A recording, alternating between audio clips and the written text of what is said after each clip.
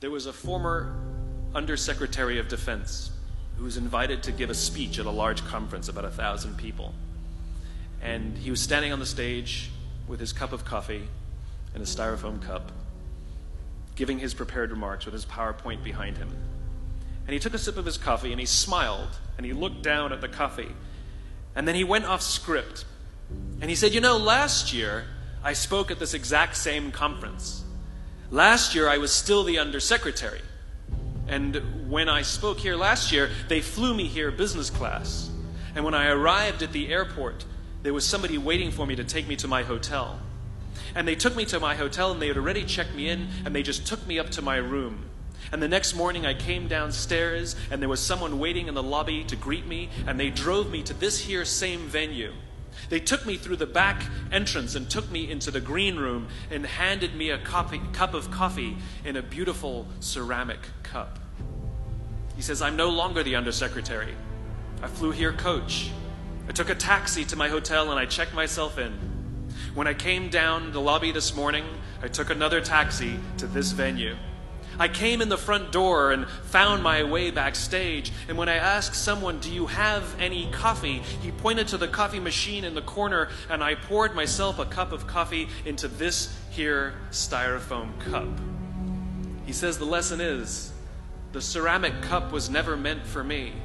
It was meant for the position I held. I deserve a styrofoam cup. Remember this. As you gain fame, as you gain fortune, as you gain position and seniority, people will treat you better. They will hold doors open for you.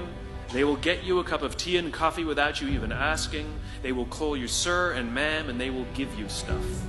None of that stuff is meant for you. That stuff is meant for the position you hold.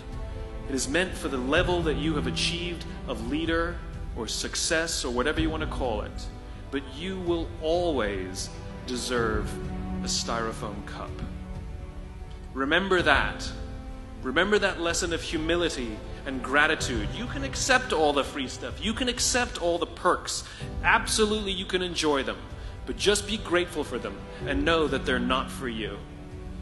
I remember getting off the Acela.